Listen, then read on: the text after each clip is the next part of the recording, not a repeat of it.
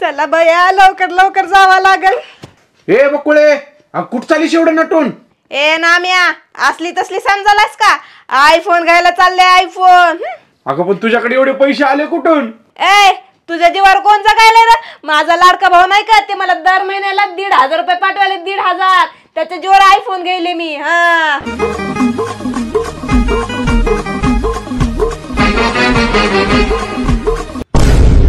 बाबा काय बायकोला 1,500 येले तर मला काम लावलं ही ना। हे बकुळे कुठ चाललीस का? गहू खुरपायला। गहू खुरपायला? काय झालं का?